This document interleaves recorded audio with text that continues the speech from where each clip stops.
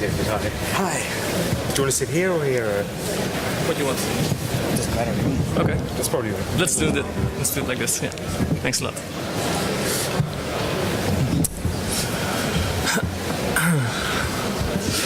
All right. Good evening to you all. This talk will be in English. This won't be a regular inleiding. We have the pleasure of welcoming Yannis Kyriakidis and David Harrington for a talk, for an interview.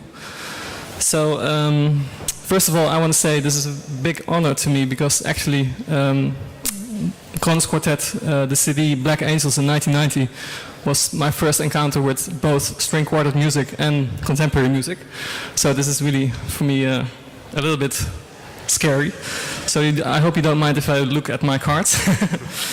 David and Yannis, thanks for joining for this conversation. Please, you don't have to switch off your smartphones, but please only the sound. I want to point out that tomorrow in daytime, Kronos Quartet will do a coaching session at Tolhuistuin, the new venue across the water. And there are 4 selected Dutch string quartets which will be hosted by Kronos, and you can see there the Kronos philosophy actually in full swing. So that's probably also a very nice program. I believe there are still tickets left, so if you want to join that, you can find information on the Tolhuistuin website. Now for tonight, I want to do 3 things mainly. It's like a peace in 3 movements. First, I'll provide you all with a quick career overview of Kronos Quartet, and that's quite a feat because, as you all know, they've been around for a long time and many CDs and many collaborations. In the second part, I want to talk with Yannis and David about tonight's program, and in the third and final part, there's room for questions from the audience. So there's room for 3 questions, and then probably it's 8:15 already. So now you know.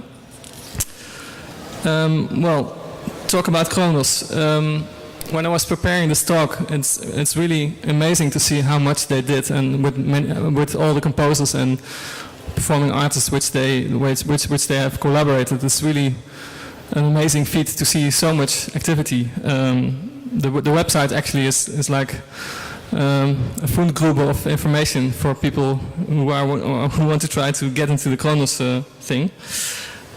They started out, actually what I read is that they started out with the piece by George Crump, which was written in the time of the Vietnam War. And when David read that piece, he decided to begin the quartet. We will talk about it later. Well, of course, all the collaborations, I'm not going to name them all because then I'll be busy till the end of this talk. But to point out the most important ones is, of course, Steve Reich, Different Trains, Philip Glass, they did a lot with Philip Glass together, Goretsky, all the string quartets were composed for Kronos and they performed it. And I think when you try to get a grip of Kronos Quartet, the most important formulation is what I read, to reimagine the string quartet experience. I think that's the whole ground philosophy of Kronos, to put it like this.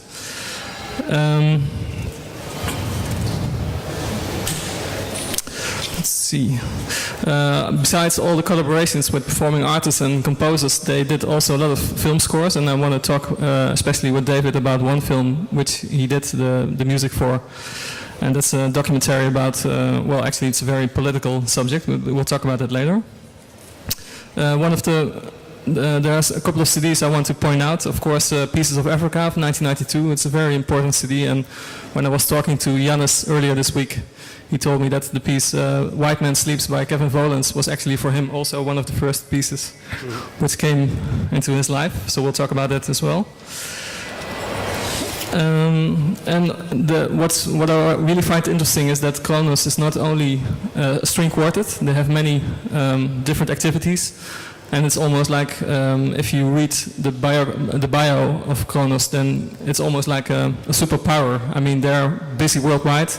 They're also involved with the Kronos Performing Arts Association and with mentoring and coaching all across the world. And now, of course, tonight you will hear a piece of the new project which is called 50 for the Future. And it's also very interesting that they, for this, they invited 50 composers worldwide, 25 men, 25 women, from all different cultures to compose for Kronos Quartet. And I think this fact alone is quite telling about how they feel, how they work. So David, thanks a lot for joining me for this talk. First of all, what I was wondering, you started in 1973 with Kronos, and I read that George Crumb was involved with that. Can you elaborate on that? What was the situation?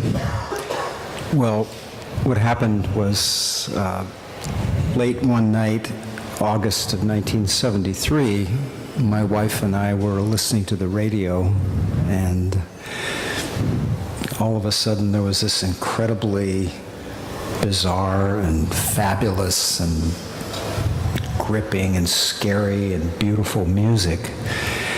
And at first I didn't even know that it was string quartet music. I'd never heard this piece. But as I was listening, I realized I've had to play this music. I didn't have any choice. I didn't think about it. I just responded. Mm-hmm. And my response was, I have to do this myself. So what I did is I called the publisher, and a few days later I received this magnificent score in the mail. And for those of you that have ever seen the score, you know how big it is, but for those of you that haven't, it's huge. It's this wide, open, and it's handwritten by George Crumb, by the way, and it's so beautifully written. And the sound world and the emotional world and everything about that piece, to me, was a counterbalance to what had been happening in American culture and society during the American War and Vietnam times. And for me, this piece became almost like an answer to a huge crisis and a huge problem. Mm-hmm. And of course, what I really find interesting is that the piece of George Crumb, it's like he chose for a very old world format, namely the string quartet, but he used it in a very avant-garde way and with much more, how do you say, possibilities.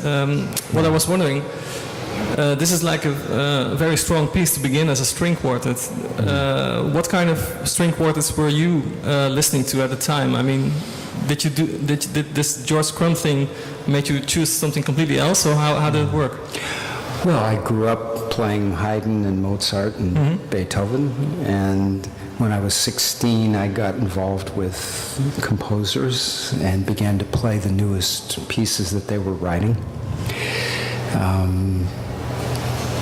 But never anything like Black Angels. And I think the first piece Kronos played was not Black Angels, but I started the group in order to play that piece. But if you look at the score, it's not the kind of thing that you can just play. Yeah.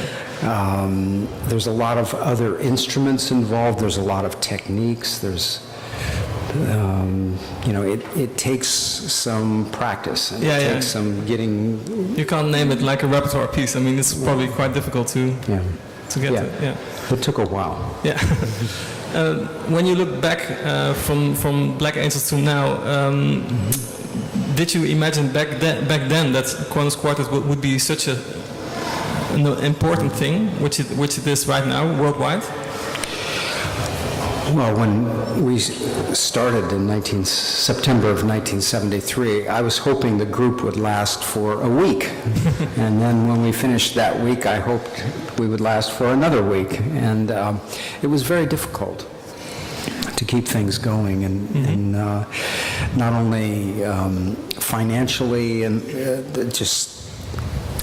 but also to kind of discover what we would do and what we would be thinking about trying to do.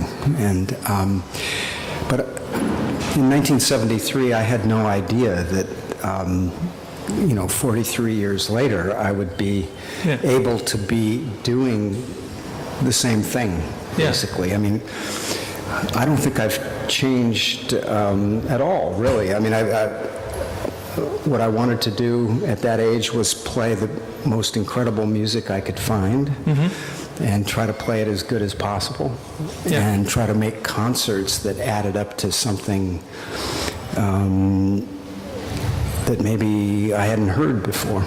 And I think we're still doing the same thing right now. I can imagine that for young string quartets which begin now in present days, of course it must be difficult to get the recording industry behind you. I was wondering, when I look back at the discography, you have like 50 plus albums, which many of them have like really obscure or adventurous composers. How did you manage to be so thorough and so authentic with your choice of composing? I mean, didn't you have like, didn't Elektra Nonsuch call you and say, okay, David, but let's now do a Haydn box set? We've been very lucky with our record company, very lucky. And the other thing is that we didn't make our first recording for Nonsuch until 1985 or 86. Okay. So that was 13 years. And the first 13 years you worked, you did it yourself? We had no CDs. Yeah. I mean, well, we had one or two from very small labels. So a lot of times people think that, we've been with Nonsuch since 1973. We haven't. Yeah. And, sometimes it's a good idea to wait until you find the right relationship and the right company in this case, and we did with Nonsuch. It's been very good for us. And sorry that I constantly keep referring to Black Angels, but the CD is of course so gorgeous. And what I wonder, the CD opens with George Crump, and right after that it's Thomas Tallis, like a gorgeous piece and really like very soothing whenever you experienced George Crump. Was that deliberate? I mean, everything about that album was very deliberate. Sure. I mean, I think most recordings that you would find of Black Angels would not begin with that piece. But again, I didn't feel we had a choice. I wanted other people to hear it in the same way I heard it. For me, it was totally unexpected. It just came out of the speakers of the radio and grabbed me, pulled me right in like that. And so I always felt like if we're going to record it, it has to be the first piece on the recording. And I always knew that we would record that piece someday. Well, it took about 15 years to think of what the second piece on that album should be. And how did Thomas Tallis came about? Well, finally one day I remembered being at my grandmother's house when I was about 13, and she had this beautiful recording of Thomas Tallis, 40-part motet. And I knew that what had to happen after Black Angels was something that was huge. And I just imagined a vaulted, huge space. And so then I remembered that experience. And in this case, then I went to the library and looked at the score of the 40-part motet.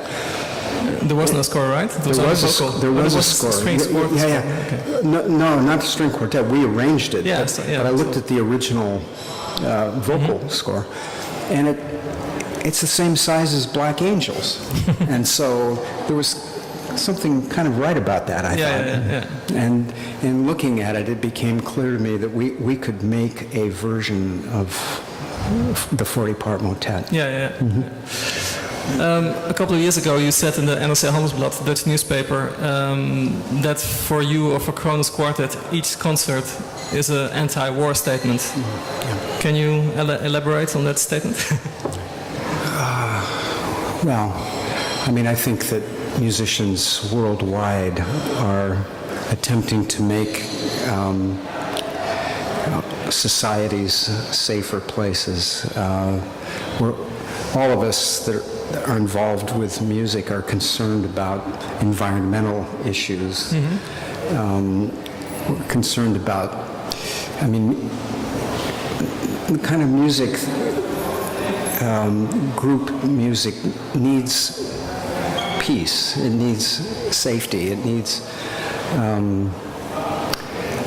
a lot of things, you know, and I think as a community, I find that musicians are just incredibly kind of aware of things, and it would do the politicians of the world, it would do them a service if they would listen to musicians more often, I think. Always, yeah. So for tonight, the program of tonight, there's also the 50 for the Future program, and Yannis Kyriakidis has written The Lost Border Dances, which will be premiered here tonight together with Ragazza, Kronos and Ragazza. So Yannis, what I would like to ask you, for many composers and for many musicologists, the string quartet is like the most refined Western, how do you say, treasure? Genre, yeah. And so you decided to write a double quartet. Why is that? Well, in fact, I didn't decide myself. It was asked of me if I would write something that we had a conversation with David also about it, to celebrate in a way. It was his words. This sort of one-off combination of Ragazza quartet with Kronos quartet. And a string octet is not such a common actually form. There's a few famous octets, but very few. In fact, there's only really a handful of octets.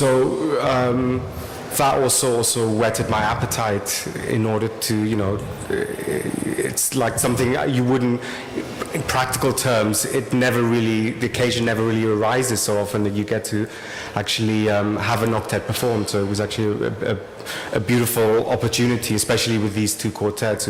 Kronos, as you say, I've known also since I was a kid with their records, and Ragazza quartet I've known the last few years since I've been here, and I've always wanted to work with them anyway, so it was also a great opportunity for that. Yeah.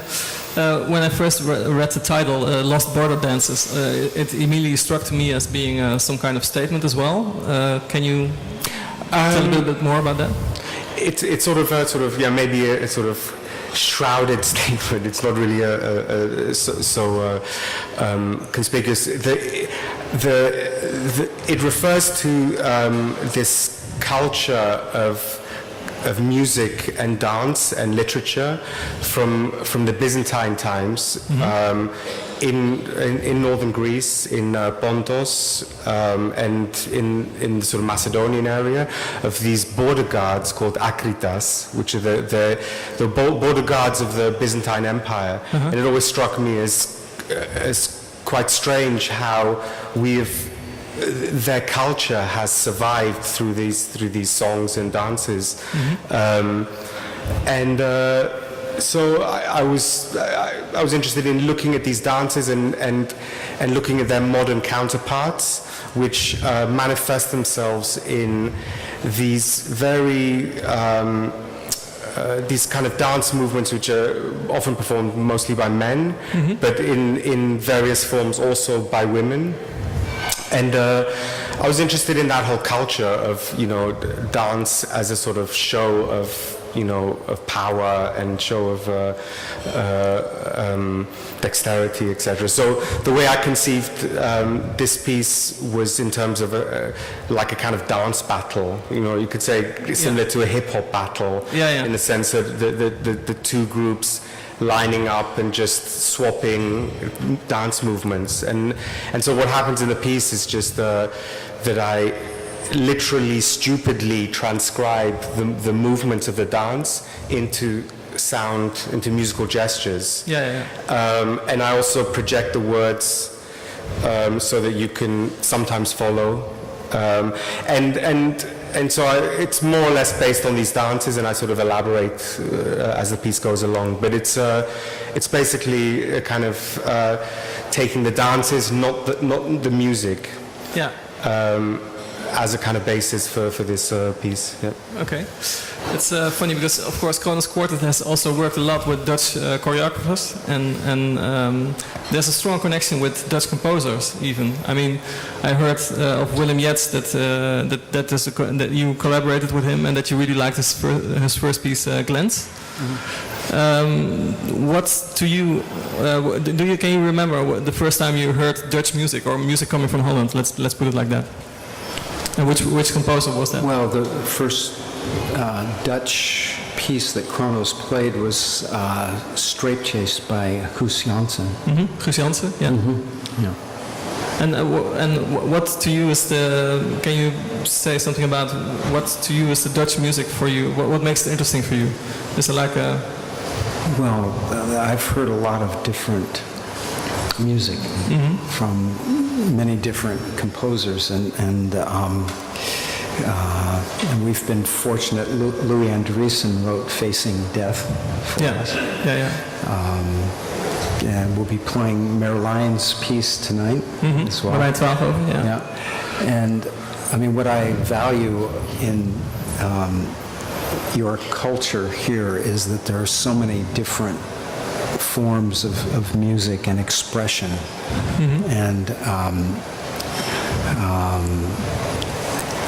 And you have such nice concert halls and nice places. I mean, it feels to me like music is valued and celebrated, and we always feel really great when we get to be in your country. Okay. Well, of course, in recent years we had some major cuts here, but I can understand your point.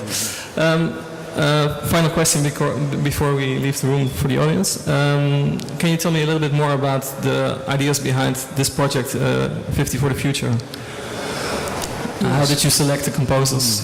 That kind of. Well, we're not done selecting. It's work in progress. Yes, it is. We have the first 5 pieces and composers are available for everyone to hear and to download.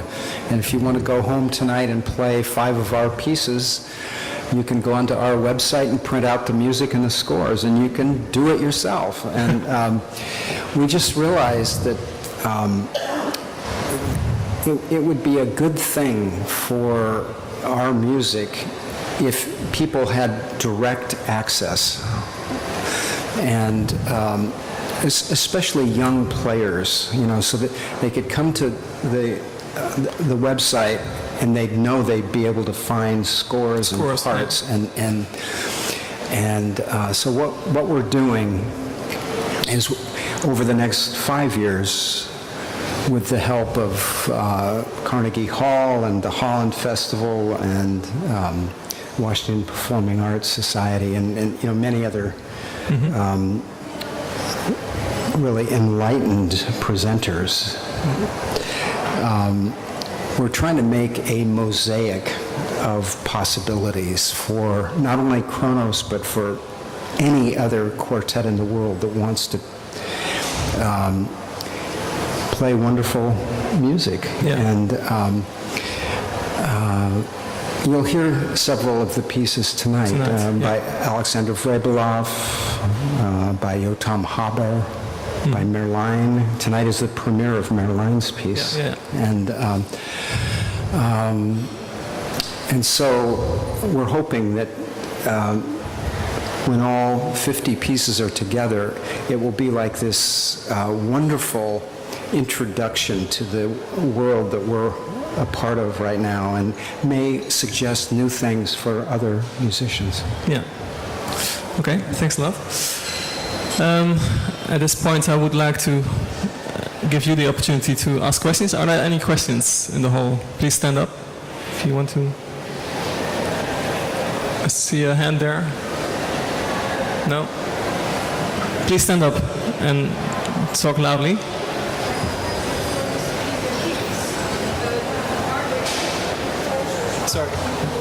Sorry, we can't hear you. Is there a mic, or can you come up? I think I heard you. You asked, are there Greek composers that I'm inspired by? Okay. Thanks. I wasn't a quick. Of course, let me think back. From the 20th century, let's say the three sort of main composers that I remember being very inspired by: Skalkotas, of course, Nikos Skalkotas, Yannis Xenakis, of course, who I think most composers of all generations now are very much inspired by, and not so well-known composers who I wrote my university thesis on is Yanni Christou, who's a composer. He died in the 70s, quite young.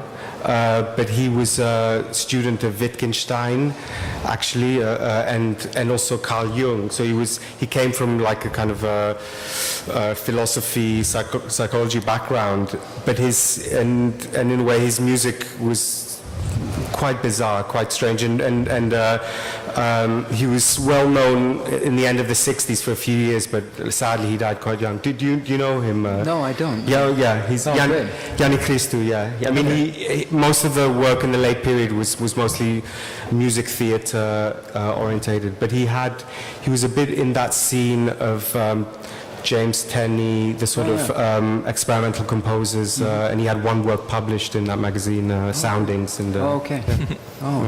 Okay, this is coming up probably. It's important for everybody to know, I think, that it was Pierre Boulez that in the late 60s said the string quartet was dead.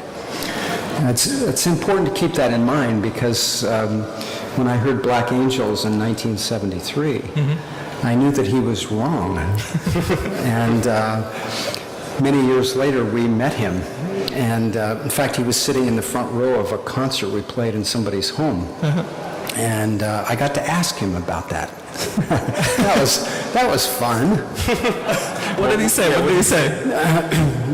He said he made a mistake. Okay, well, you can get quite far if you want to prove Pierre Boulez wrong, as you can see. By the way, what I forgot to mention is that Yannis is not only a composer, but he has also a very nice, interesting record label here in Amsterdam. It's called Unsounds. The CDs are here. You should have a listen. It's really, really good stuff. There's, I think, still room for more questions. Is there another question? Living, this is your final chance. Or perhaps it was that clear, or we all want to hear the music, probably. Okay, well, Yannis, David, thanks a lot for this conversation. This is it, I guess. Enjoy the concert. Yeah, please enjoy the concert.